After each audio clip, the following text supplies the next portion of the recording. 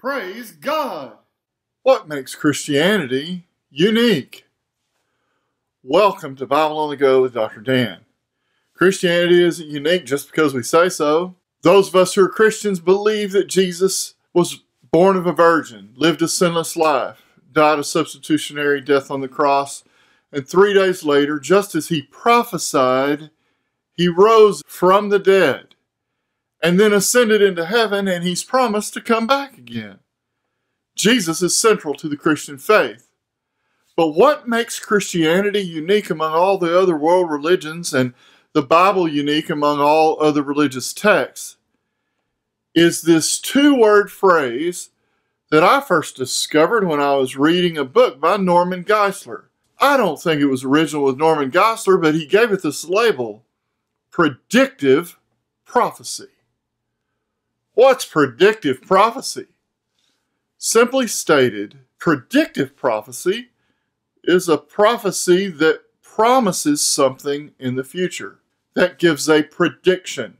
Isaiah lived 7 centuries, 700 years before Jesus. But yet he wrote in Isaiah that a virgin would bear a son, and that he would be great, and his name would be called Wonderful Counselor, Mighty God, Everlasting Father, and the Prince of Peace. Of his government there would be no end. And even those that aren't Christians understand these passages to be messianic, calling for a Messiah. But it's the specificity in these predictive prophecies that point straight to Jesus. For example, Isaiah 53, 4 through 6. He was wounded for our transgressions, he was bruised for our iniquities, and by his stripes we're healed.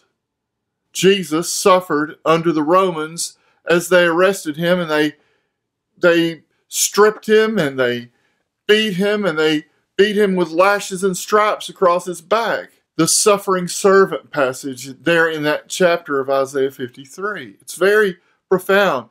In another place it says that they parted my garments among them and cast lots.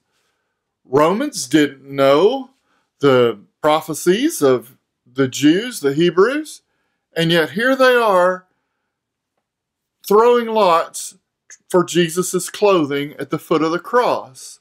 So all of these scriptures are called predictive prophecies. And by the way, these that I'm listing out are just the tip of the iceberg. There's an abundant amount of prophecies in the Old Testament about the Messiah that Jesus actually fulfilled.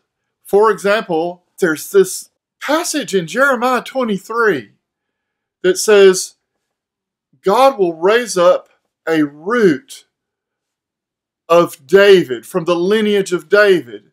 And Matthew starts his gospel by saying in the very first verse, the book of the generations of Jesus Christ, the son of David, the son of Abraham. Matthew shows with his genealogy that he can trace Jesus' lineage all the way back to Abraham in the Middle Bronze Age. So, wait, there's another one. Micah 5:2. For example, that was hundreds of years before Jesus, says, Bethlehem, Ephratah, you're small among the tribes of Judah, but out of you will come a ruler that will rule my people Israel. Jesus was born in Bethlehem. He was born in Bethlehem, Luke tells us, because his dad, Joseph, was of the house and lineage of David, and he had to go to his ancestral home because Caesar Augustus had issued a tax.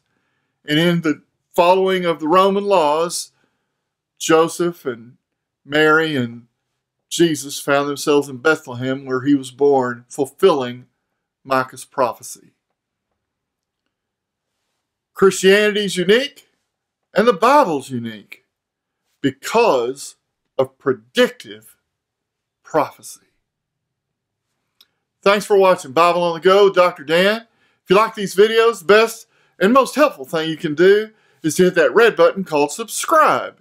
It doesn't cost a thing, and you only have to do it once. Praise God!